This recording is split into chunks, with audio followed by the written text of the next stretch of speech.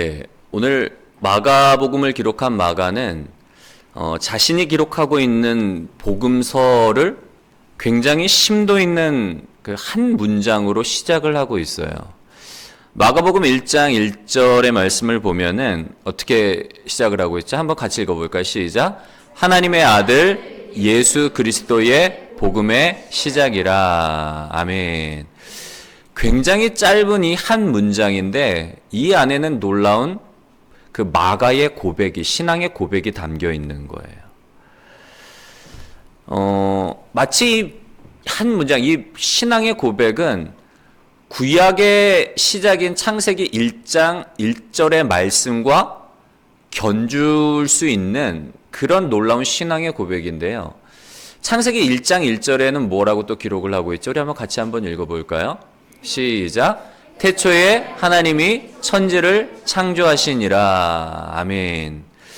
여러분, 구약의 제일 처음 시작의 문장이 이 고백으로 시작을 하는 거예요. 이게 신앙의 고백인 거예요. 태초에 하나님이 천지를 창조하시니라.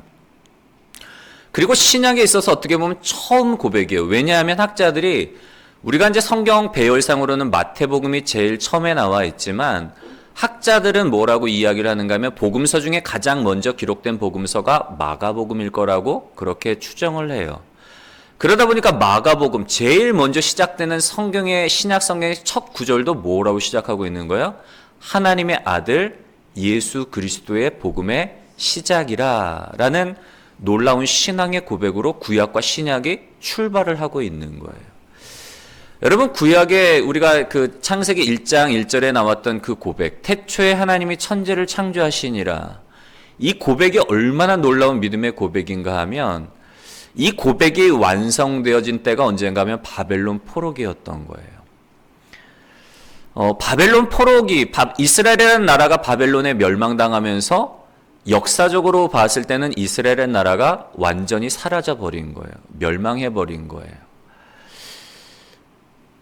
그리고 많은 사람들이 바벨론에 이제 포로로 사로잡혀가게 됐는데, 여러분, 바벨론에 포로로 사로잡혀갔던 사람들이 어떤 생각을 했을까요?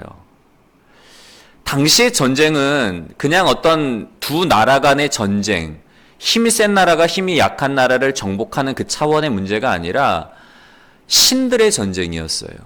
한 나라가 다른 나라를 정복했다는 건 뭘 의미하는가 하면 이 나라, 승리한 나라의 신이 정복당한 나라의 신보다 더 우위에 있고 힘이 센 신이었기 때문에 그들을 정복할 수 있었다는 거예요.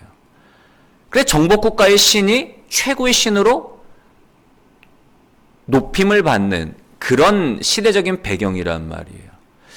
그런 가운데 이스라엘 백성들이 바벨론으로 포로로 사로잡혀 갔을 때 여러분 어떤 생각이 들었을까요? 우리 조상의 하나님 여호와, 우리 조상들이 대대로 믿어왔던 여호와 하나님이 진짜 참 신이 맞는 건가? 그리고 우리의 신이 이 바벨론 사람들이 믿고 있는 신들보다 힘이 약해서 우리가 포로로 사로잡혀 온 것인가? 그런 의문이 들었단 말이에요. 그런 의문과 신앙적인 회의가 들었을 때에 그런 포로기의 어려운 상황 속에서 이스라엘이 믿음으로 고백한 건 뭔가 하면 아니야. 우리가 믿고 있는 하나님이 힘이 없거나 바벨론의 신들보다 저급한 신이라서 우리가 포로로 사로잡혀 온 것이 아니라 우리가 믿고 있는 하나님은 진짜 하나님, 천지를 창조하신 하나님인데 다른 모든 것들은 다 우상에 불과한데 우리가 이 바벨론의 포로로 사로잡혀 온 건 다른 것이 아니라 바로 우리가 하나님의 말씀을 버리고 우상을 섬겼기 때문에 하나님이 우리를 바벨론의 포로로 사로잡혀 가게 한 거야. 그 고백이, 그 믿음의 성찰이 이스라엘 백성들 가운데 생겨난 거예요. 그래서 이스라엘 백성들이 고백한 게 어떤 고백인 거예요? 그 바벨론의 포로기를 지나면서 나온 고백이 바로 이 고백인 거예요. 태초에 하나님이 천지를 창조하시니라. 세상에 있는 모든 만물들, 다른 이방의 나라들은 여러 가지 형상, 송아지 형상, 사람의 형상, 새의 형상, 여러 가지 형상들로 새겨서 자기들의 신이라고 그렇게 믿고 있지만 그것들은 다 피조물에 불과하고 진짜 하나님은 우리가 믿는 여호와 하나님이 천지를 창조하신 유일한 하나님이라고 그렇게 여러분 고백을 하고 있는 이 고백이 바로 창세기 1장 1절에 담긴 믿음의 고백인 거예요.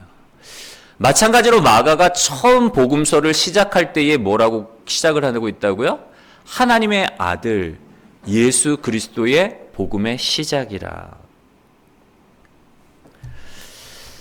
여러분 사실 신약 이 당시만 해도 예수님이 오시기 전까지만 해도 이스라엘 백성들의 상황이 그 바벨론 포로기를 겪었던 그들의 어떤 조상들과 별반 크게 다르지 않았어요.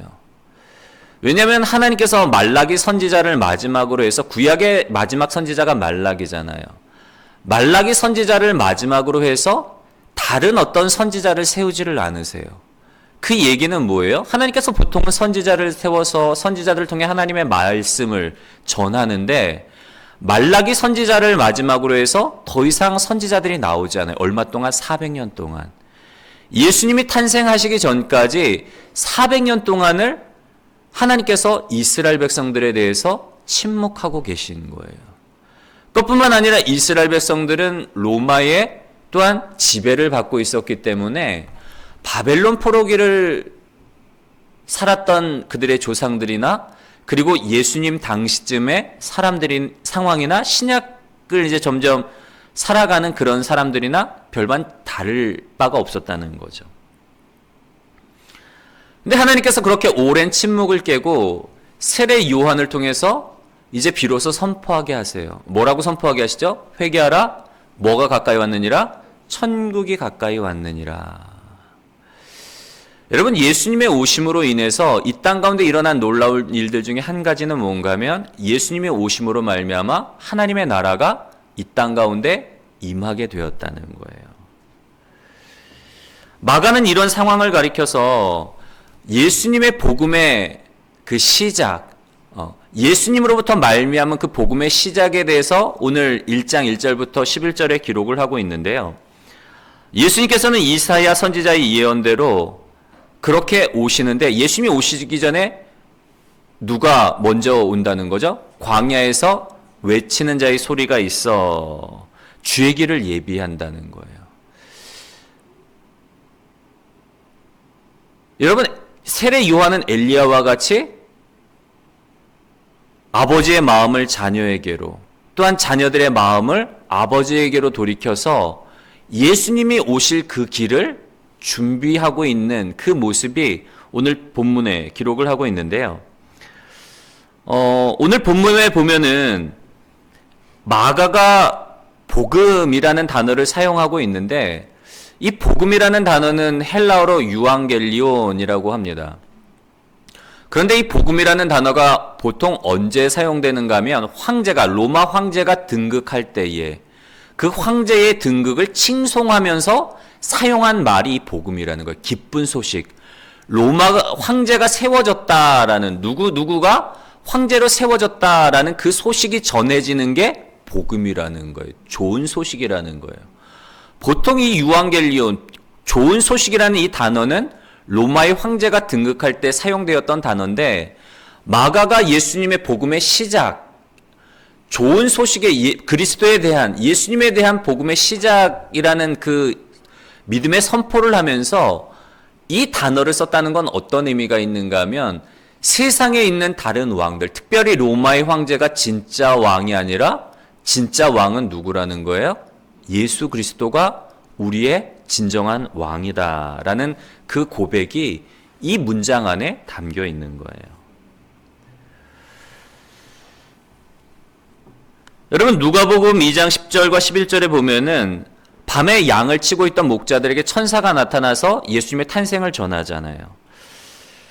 10절과 11, 누가복음 2장 10절과 11절의 말씀을 보면 제가 읽어드릴게요. 천사가 이르되 무서워하지 말라. 보라, 내가 온 백성에게 미칠 큰 기쁨의 좋은 소식을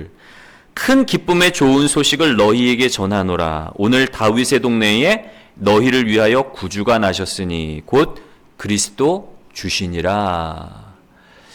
여러분 그리스도라는 말의 의미는 기름 부음 받은 자예요. 구약에는 보통 기름을 부어서 세우는 사람들이 세 부류의 사람이 있었는데 제사장, 선지자, 왕. 예수 그리스도의 탄생, 왕으로 오신 예수님이 그 탄생 소식이 온 백성에게 미칠 큰 기쁨의 좋은 소식이라는 거예요. 사람들은 로마 황제의 등극 소식을 듣고 축하하고 기뻐하고 막 경축을 했지만, 그런데 진정한 왕으로 오신 이는 누구라는 거예요? 예수님이 우리에게 진정한 왕으로 오셨다는 그 소식이 우리에게 있어서 진정한 기쁨의 소식이라는 거예요. 여러분, 오늘 제목이 뭐죠? 세상에 지금까지 이런 왕은 없었다. 이거 어디 선전에 나오는 거 아닌가요? 그렇죠? 제가 문득 이 카피가 생각이 나더라고요. 지금까지 이런 왕은 없었다. 여러분, 예수님은 진정한 왕으로 이 땅 가운데 오셨는데, 근데 예수님의 모습을 보면 세상의 왕들과 같지가 않은 거예요. 이전까지 우리가 경험해 보지 못한 그런 왕이신 거예요. 어떤 측면에서 예수님이 세상의 왕들과 우리가 경험해 보지 못한 모습으로 다가오셨는지 두 가지로 좀 살펴볼 텐데, 첫 번째로 우리 같이 한번 읽어볼까요? 시작. 온 우주와 만물의 주인이 종의 형상으로 이 땅에 오셨다. 여러분, 예수님은 온 우주와 만물의 주인이시잖아요. 진정한 왕이시란 말이에요. 그분이 말씀으로 창조하셨고 그분의 말씀에 따라 이 우주와 만물이 돌아가고 있는 거예요. 그분의 뜻을 따라서. 여러분, 세상의 왕들을 한번 보세요. 세상의 왕들은 자기가 이룬 놀라운 업적과 영토와 그리고 부를 과시하려는 성향이 세상의 왕들에게 있단 말이에요. 내가 얼마나 놀라운 업적을 이루었는지, 얼마나 많은 영토를 내가 확장시켰고 얼마나 많은 부를 쌓았는지를 과시하기를 원해요. 그래서 기념비를 세워서 거기에다가 새기고, 자신의 업적을 새기고 치세를 새기고 그걸 영원토록 기념하려고 그렇게 기념비를 세운단 말이에요. 세상의 왕들은 그들이 정복한 나라가 확장될수록 그들의 보좌가 어떻게 될까요? 점점 높아져 가는 거예요. 그리고 그들이 쓰고 있는 왕관의 무게도 점점 무거워지겠죠. 왜냐하면 화려한 보석으로 치장을 하다 보니까 보좌는 점점 높아져 가고 왕관의 무게는 점점 더 무거워져 가는 거예요. 여러분, 근데 비단 오래전의 왕들뿐만 아니라 오늘 이 시대의 왕들도 마찬가지란 말이에요. 대다수의 나라가 이제 나라 가운데서 왕정제도가 사라졌지만 아직도 왕정제도를 지키고 있는 나라들이 있어요. 뭐 일본이나 영국이나 유럽의 몇몇 국가들은 아직도 왕이 존재를 한단 말이에요. 예전처럼 왕이 막강한 권력을 가지고 통치를 하거나 뭐 다스리지는 않지만 행정적인 실무나 어떤 통치는 뭐 내각과 총리들에 의해서 돌아가고, 사실상 왕은 상징적인 존재란 말이에요. 오늘날에는. 그럼에도 불구하고 그 왕이 결혼하는 어떤 장면이나 왕으로 이제 대관식을 치르는, 등극하는 그런 모습들을 한번 보세요. 얼마나 화려해요. 화려하고 성대하게 치러져서 많은 사람들의 막 인파 속에 행렬을 하며 축하를 받고, 막 성당에서는 종이 울리고, 그 대관식을 하는 순간 왕관을 머리에 쓰는 순간 막 축하의 종이 빵 땡땡 울리고, 막 환호와 막 이런 어떤 분위기들이, 축제의 분위기가 연출이 된단 말이에요. 많은 세상 사람들의 주목을 끌 만큼 그렇게 화려하고 성대하게 대관식이 치러지는 것을 볼 수 있는데, 여러분, 그런데 중요한 건 진정한 왕, 온 우주와 만물의 주인이시고 진짜 통치자 되신 예수님께서 이 땅에 오실 때의 모습을 한번 보세요. 얼마나 초라하고 얼마나 볼품이 없었는지. 그분은 누일 곳이 없어서 짐승들이 거하는 마구간, 구유에 태어나서 누이셨단 말이에요. 그것뿐만 아니라 오늘 어떻게 보면 이제 예수님이 공생의 본격적인 사역의 시작, 어떻게 보면 왕으로서의 대관식이라고도 견줄 수 있는 그 장면 속에서 그냥 초라하게 많은 인파에 묻혀서 세례를 받으러 오시는 거예요. 더욱이 예수님은 갈릴리 출신, 비천한 출신, 목수의 아들이었단 말이에요. 화려한 옷을 입지도 않으셨고 많은 사람들의 스포트라이트를 받으면서 그렇게 축하를 받고 세례를 받으러 오신 게 아닌 거예요. 예전에 제가 이제 피지에 있을 때 수바의 그 SPU인가요? 사우스 퍼시픽 유니버시티라고 이제 피지에서는 제일 좋은 대학이 있어요.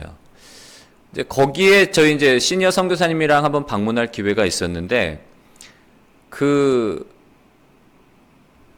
사우스 퍼시픽 유니버시티 앞에 보면은 제가 지금 정확하게 기억은 안 나는데 힌두교 사원이랑 제가 기억하기로는 힌두교 사원이랑 그리고 이제 기독교에서 말하는 이단의 어떤 교회가 굉장히 크고 화려하게 딱 세워져 있는 거예요. 이제 대학보다 늦게 세워진 거죠. 그 교회 같은 경우에는. 이제 선교사님이 그런 얘기를 하시더라고요. 목사님 그거 아세요? 그 이단일수록 건물들을 더 크고 더 화려하게 짓는다는 거예요.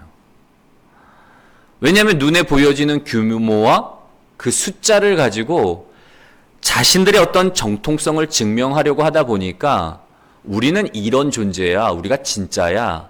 이단일수록 그래서 더 크고 더 화려하게 건물을 짓는다는 거예요. 여러분 신천지 한번 보세요. 유튜브에 신천지 무슨 수료시켜가지고 뭐 10만 그거 연일 자랑하잖아요. 그거 왜 그럴까요? 가짜라서 그런 거예요. 그런 어떤 규모와 숫자를 통해서 자기들의 어떤 그 정통성, 나름대로는 뭐 자기들의 어떤 명분을 내세우련단 말이에요. 여러분 세상의 왕들도 마찬가지예요. 세상의 왕들은 다 가짜잖아요. 지금은 권세를 잡고 있는 것 같고 지금은 나라를 통치하는 것 같지만 그 왕들을 세운 이가 누구예요? 하나님이 그들을 세우셨단 말이에요. 진짜 왕은 하나님인 거예요. 근데 세상의 왕들은 진짜가 아니니까 진짜처럼 하려고 어떻게 보면 그렇게 더 화려하게 대관식을 치르기도 하고 자신의 업적을 기리기 위해서 높은 기념비들을 세우는 그런 모습들을 볼 수가 있어요. 근데 진짜 왕인 예수님은 그럴 필요가 있을까요? 없을까요? 없어요. 왜냐하면 이 온 우주와 이 땅이 다 누구의 것이에요? 하나님의 것이기 때문에. 여러분 쉽게 말하면 호텔, 뭐 조선 호텔이 됐던 하얏트 호텔이 됐던 우리가 뭐 이름만 되면은 유명한 뭐 제일 비싼 호텔들 있잖아요. 뭐 5성급 호텔, 뭐 4성급 호텔. 그 호텔의 CEO가 자기 호텔 갈 때에 반바지 차림으로 간다고 해서 누가 뭐라 그럴 사람이 있을까요? 없어요. 왜냐하면 내 호텔이기 때문에. 근데 사실 없는 사람들이 호텔 갈 때는 죄송해요. 없는 분들을 비하하는 발언 아니에요. 오해하지 마세요. 우리가 호텔 갈 때는 기죽지 않기 위해서 호텔 어떤 식사 자리 뭐 이런 식사 자리 갈 때는 나름 한껏 차리고 간단 말이에요. 왜냐하면 무시당하지 않으려고. 그래도 이 정도 호텔에 내 품격을 맞추려면 이 정도는 차려입고 가야지. 근데 진짜 주인들은 그럴 필요가 없어요. 뭐 반바지를 입고 가든 뭐를 하든 직원들이 알아서 깍듯하게 서비스. 왜냐하면 자기 호텔이기 때문에. 여러분 오늘 이 말씀을 묵상하면서 우리가 오늘 이 말씀을 통해서 우리가 좀 자신감을 가졌으면 좋겠습니다. 우리가 살아가다 보면 저도 위축될 때가 있어요.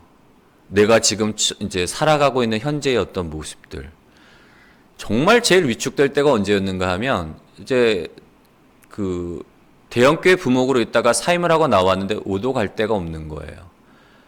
이제 사택을 5월까지 살고 있다가 비워져야 되는데 중간에 저는 이제 그 이전에 12월까지 이제 사임을 하고 1월부터 부지런히 이제 사역지를 찾으려고 애썼는데 되지를 않는 거예요. 시간은 점점 다가오고 사택을 비워줘야 되고 다른 데로 살아야 되는데 가서 집을 구해야 되는데 뭐 수중에 돈은 없고 갈 데는 없고 와 삶이 너무 비참하더라고요. 그때가 이제 제 나이 한 40 중반이었는데 내가 40 중반 되도록 나 뭐 하며 살았나.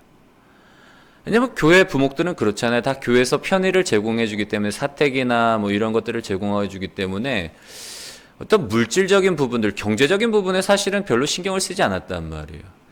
근데 이제 교회로부터 모든 지원이 끊어지게 되면서 이제는 혼자 어떻게 보면 살아야 되잖아요. 근데 정말 수중에 돈이 한 푼도 없는 거예요. 오히려 마이너스 통장만 있고, 그렇게 비참할 수가 없는 거예요. 애들은 셋이나 있죠. 당장 이제 5월이 몇 주 안 남았는데 돈은 없고 뭐 그 돈 가지고 갈 수 있는 집을 얻을 수 있는 형편이 안 되는 거예요. 근데 태어나서 처음으로 제 자신이 그렇게 막 초라할 수가 없더라고요. 너무 비참한 거예요. 내가 나름대로 이제껏 내가 주를 위해서 헌신한다고 살았는데 막상 세상에서 보니까 아무것도 가진 게 없고 아무것도 내세울 게 없는 거예요. 너무 초라해지고 너무 비참해지더라고요. 한없이 그냥 바닥으로 떨어지는 거죠. 근데 그럼에도 불구하고 하나님이 그 과정 가운데서 또 우리의 형편으로 도저히 얻을 수 없는 집들을 얻게 하시고 또 살아가게 하시고 이곳까지 오게 하신 거예요. 살아가게 하시는 그 은혜가 있단 말이에요. 뭐 과거뿐만 아니라 미래를 생각하면 또 암담해요. 야, 나 은퇴하고 이제 뭐 20년 목회하고 은퇴를 할 텐데 은퇴 후에 여러분 제사생활이 뭐 나아지겠어요? 그때나 20년 후나 별반 달라질 게 없을 거란 말이에요. 그 생각을 하면 참 깜깜해요. 위축이 되기도 하고 의기소침해지기도 하고. 근데 말씀을 오늘 생각하면서 우리가 좀 당당했으면 좋겠어요.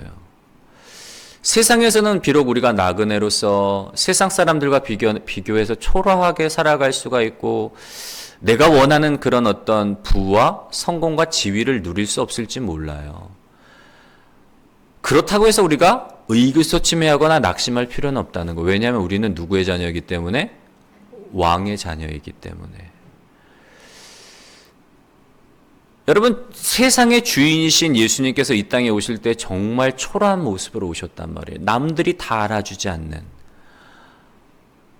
남들이 기대했던 모습이 아닌 가장 낮고 낮은 자리에 가장 볼품없는 모습으로 오셔서 우리에게 찾아오신 거예요. 그렇다고 해서 예수님의 모습 속에서 어디 기죽거나 위축이 되었거나 그런 모습을 전혀 볼 수가 없잖아요. 왜냐하면 이 온 우주와 이 나라가 누구의 것이기 때문에? 아버지의 것이기 때문에. 그분은 늘 당당하게 사셨어요. 하나님이 필요를 채워주실 줄 알았고 때를 따라 사역을 따라 공급해 주실 걸 알았고 보호해 주시고 인도해 주실 것을 알았기 때문에 두려움 없이 살아가실 수가 있었단 말이에요. 예수님을 진정으로 만나고 예수님을 진정으로 따르는 사람들의 삶 속엔 그런 놀라운 고백이 나와요. 사도 바울의 고백을 보면 빌립보서 4장 11절과 11절에 보면 제가 읽어드리겠습니다. 잘 들어보시기 바랍니다. 내가 궁핍함으로 말하는 것이 아니라 어떠한 형편에든지 나는 자족하기를 배웠노니 나는 비천에 처할 줄도 알고 풍부에 처할 줄도 알아 모든 일 곧 배부름과 배고픔과 풍부와 궁핍에도 처할 줄 아는 일체의 비결을 배웠노라. 내게 능력 주시는 자 안에서 내가 모든 것을 할 수 있느니라. 아멘. 여러분, 예수님을 진정으로 만나고 예수님을 진정으로 따르는 사람에게는 이런 당당함과 자신감이 있는 거예요. 내가 배고픔에 처할 줄도 알고 배부름에 처할 줄도 알고 빈궁에 처할 줄도 알고 높음에 처할 줄도 안다는 거예요. 일초에 자족하는 비결을 배우는 거예요. 그 비결이 어디에 있어요? 내게 능력 주시는 자 안. 예수 그리스도 안에 있는 거예요. 왜냐하면 예수님이 온 우주의 왕이시기 때문에. 그분이 이 땅을 살아갈 때 뭔가 부족한 게 없잖아요. 다 자기 건데 뭐 이렇게 구걸할 필요가 있어요? 걱정할 필요가 있어요? 진짜 주인 되시는 아버지가 채워주시고 공급해 주시니까 예수님은 전혀 부족함이 없어요. 남들보다 뭐 풍족하게 누리지 못할 수도 있어요. 그러나 그거 주신 것에 대해서 늘 감사하고 만족하고 그렇게 사셨단 말이에요. 여러분, 우리도 어깨 펴고 사시기를 바랍니다. 우리가 살아가다 보면 정말 위축될 때가 있어요. 내가 가진 어떤 재물, 내가 가진 지위, 사람들의 그 멸시와 사람들의 그 어떤 따가운 눈총을 받을 때도 있지만 여러분 그러나 주눅들지 마세요. 오히려 가짜들이 자기를 포장하기 위해서 좋은 거, 좋은 차, 좋은 집으로 포장하려고 하지 우리는 왕의 자녀잖아요. 하나님의 형상을 대로 창조된 하나님의 자녀라는 그 사실. 주님이 세상의 그 무엇과도 바꿀 수 없는 독생자를 우리를 위해서 내어주실 만큼, 나를 위해서 주실 만큼 하나님의 사랑을 받고 있는 자녀라는 사실로 인해서 여러분 세상을 살아갈 때에 당당함으로 살아가시는 복된 저와 여러분들이 되시기를 주님의 이름으로 간절히 소원합니다. 두 번째로 예수님은 세상의 왕들과 다른 모습을 보이시는데 어떤 모습에서 세상의 왕들과 다른 모습을 보이시는가 하면 우리 한번 같이 읽어볼까요? 시작. 높은 보좌에 오르는 것이 아닌 십자가를 지기 위해 오셨다. 여러분 세상 왕들의 궁극적인 목표는 뭔가 하면 왕좌에 오르는 거예요. 아직 왕이 되기 전에 수많은 그 암투들이 있잖아요. 뭐 왕이 되기 위해서도 경쟁자들이 많단 말이에요. 뭐 중동 국가들도 그렇고 왕실들을 보면 서열이 있어요. 지금 왕이 죽고 날 때의 제1순위가 누구냐? 대개는 그 1번 주자가 왕이 되는데 뭐 불의한 경우나 아니면 사고로 그 첫 번째 주자가 사라지면 다음 그 서열들이 있단 말이에요. 그러니까 그 서열 경쟁이 치열한 거예요. 뭐 확실하게 나뉘어질 땐 상관이 없는데 서로 엇비슷해요, 다. 그럴 경우에는 그 암투들이 이루 말할 수 없이 치열해요. 왜냐하면 그 보좌 하나뿐인 그 왕좌에 오르기 위해서, 권력을 차지하기 위해서 치열하게 암투를 벌이는데, 그러다 보니까 일단 올라가고 나면 어떻게 될까요? 내려가기 싫은 거예요. 뭐 중국의 시진핑, 러시아의 푸틴 한번 보세요. 법으로 분명히 규정되어 있잖아요. 대통령의 임기가, 뭐 주석의 임기가 정해져 있는데 법을 바꿔가면서까지 계속 연임을 해요. 그 독재자들의 목표는 뭐예요? 종신 집권인 거예요. 죽을 때까지 나 안 내려가고 나 다스리겠다. 왜냐하면 내려가기 싫은 거예요. 이걸 맛보니까, 그 보좌에서 다스려 보니까 모든 사람들이 다 엎드리고 말 한마디에 산천초목도 떨고 이루지 못할 것이 없으니까 뭐 그것뿐이겠어요. 뭐 반부패 이야기하면서 시진핑이 뭐 기강 잡는다고 다 공무원들 색출해내고 뇌물 받은 사람 하지만 정작 자기는 얼마나 받았겠어요. 그 가족들은 얼마나 받았겠어요. 여러분 생각을 해보세요. 내려오고 싶지 않은 거예요. 근데 그런 독재자들도 내려오는 순간이 있어요. 언제일까요? 죽을 때 당연히 내려오고, 그 전에 내려온다면 어떤 때 내려올까요? 백성들이 들고 일어나서 끌어내리는 거예요. 왜냐면 나는 내려가기 싫으니까 계속 있으려고 하는데 백성들이 더위는 못 보겠는 거죠. 야, 너 너무 오래 했어. 이제 내려와. 그러면 타의에 의해서 끌려 내려오는 거예요. 끌려 내려오는 순간 이제 자기가 죽는 날인 거죠. 여러분 세상의 왕들은 어떻게 해서든지 높은 보좌를 올라가려고 힘쓸 뿐만 아니라 올라가면 절대로 내려오려고 하지 않아요. 근데 예수님을 보세요. 예수님은 높고 높은 하늘 보좌를 버리고 낮고 낮은 이 땅 가운데, 그것도 종의 형상을 입고 오셨단 말이에요. 무엇 때문에? 십자가를 지기 위해서, 우리를 구원하기 위해서. 모든 사람이 죄를 범하였으며 하나님의 영광에 이르지 못하였더니, 이 죄의 문제로 인해서 우리가 하나님의 영광에 이를 수가 없고 하나님 앞으로 나아갈 수 없기 때문에 이 죄의 문제를 예수님이 친히 해결하기 위해서 누군가는 죄의 대가를 지불을 해야 되잖아요. 형벌을 받아야 되잖아요. 예수님이 대신 이 죄를 짊어지시고 죄의 형벌을 받으신 거예요. 십자가에서 죽음에 죄의 형벌을 받으시고 죽으시고 부활하심으로 말미암아, 이미 심판은 법대로 하나님의 법이잖아요. 죄의 삭은 사망이요, 하나님이 정하신 법이란 말이에요.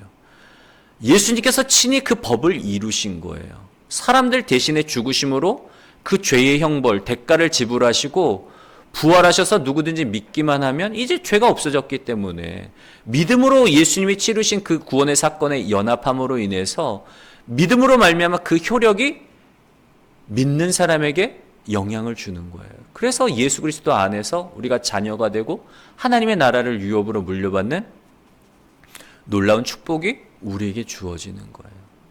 그래서 예수님은 보좌가 아닌 뭘 지러 오셨다고요? 십자가를 지러 오셨다는 것. 세상의 왕들과는 너무 다른 거예요. 이런 왕들이 없었어요, 여러분.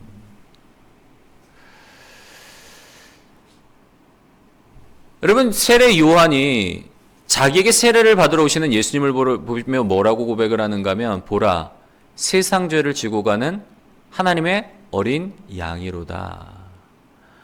그분은 왕으로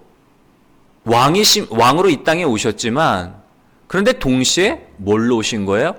우리를 구원하기 위한 속죄제물, 속죄의 어린 양으로 오신 거예요. 그 모습을 보고 세례 요한이 이야기를 하잖아요. 성령의 감화를 받아서, 감동을 받아서, 보라, 세상 죄를 지고 가는 어린 양이로다.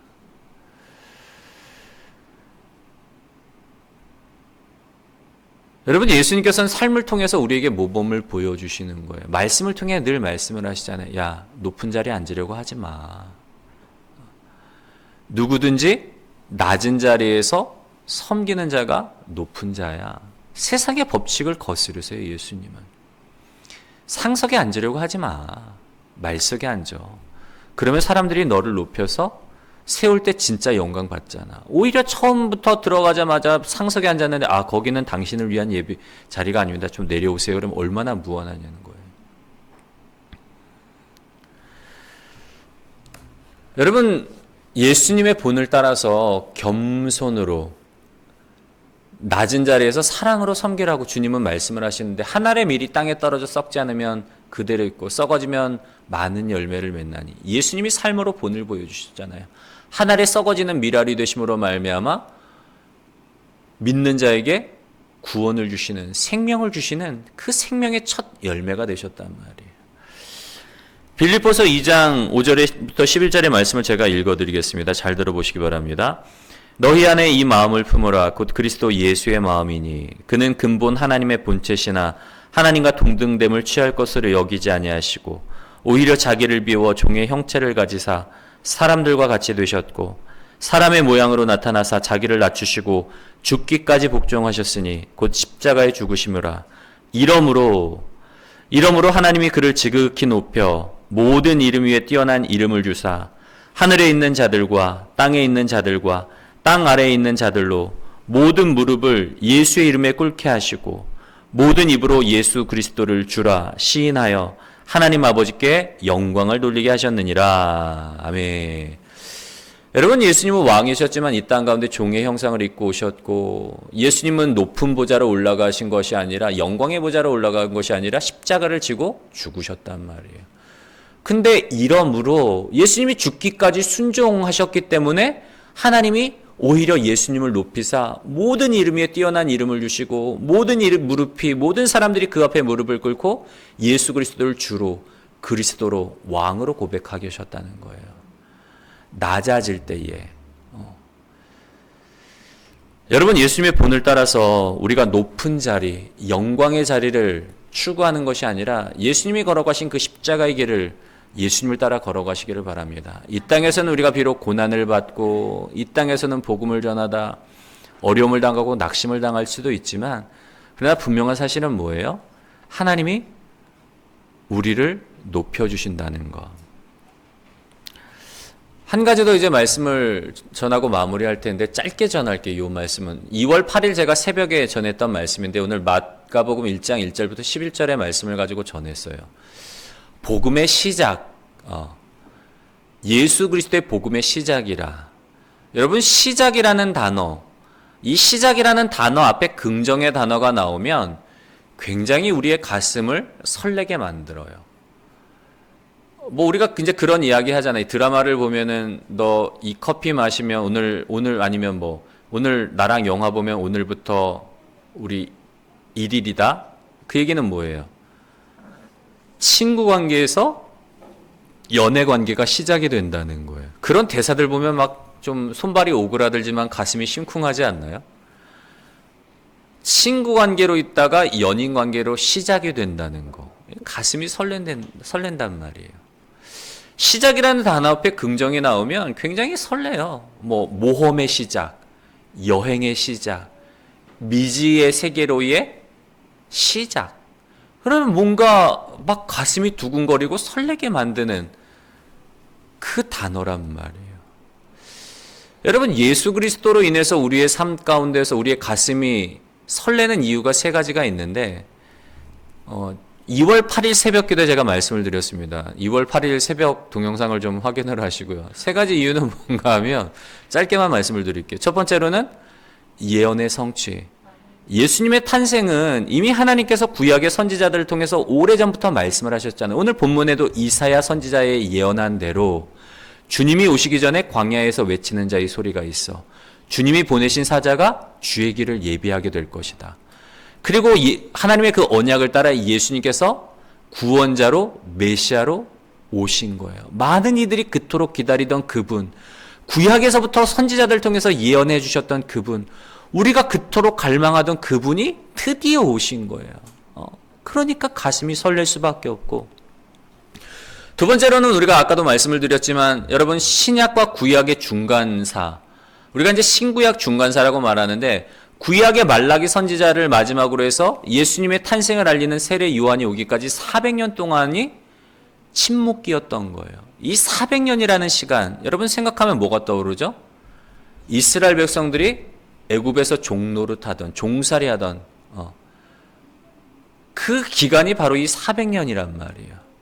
하나님이 이스라엘 백성들의 탄식을 듣고 아브라함과 세운 언약을 잊지 않고 기억하사 모세를 보내서 이스라엘 백성들을 출애굽시키시고 약속의 땅으로 들이실 뿐만 아니라 그들을 하나님의 백성 삼으시는 게 바로 출애굽 사건이잖아요.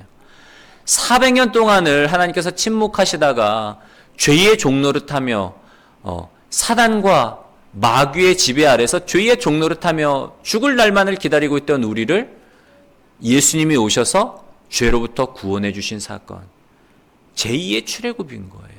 우리에게 생명을 주시고 하나님의 자녀 삼아 주시는 이 놀라운 사건이기 때문에 예수님의 오심이 우리를 또 가슴 설레게 하는 거고, 세 번째로는 예수님의 오심으로 인해서 하나님의 나라가, 하나님의 통치가 비로소 이 땅 가운데 임하였기 때문에 비로소 우리에게 임마누엘의 삶, 하나님이 이제는 우리를 성전 삼아 우리와 함께 하시는, 그토록 믿음의 다윗이 그토록 갈망했던 하나님과 함께 거하는 삶이 우리의 삶 가운데 예수님의 탄생으로 오심으로 이루어졌기 때문에 예수님의 오심이 우리의 가슴을 설레게 한다는 것. 여러분, 우리가 예수님의 오심으로 인해서, 예수님과의 동행으로 인해서 늘 가슴 설레어 하고, 그리고 세상 가운데서는 우리가 뭐 볼품없을 수도 있고 세상과 비교해 볼 땐 너무나 초라하게 느껴지지만, 그러나 말씀을 드린 것처럼 당당하게 여러분 살아가시는 그런 복된 저와 여러분들이 되시기를 주님의 이름으로 간절히 소원합니다.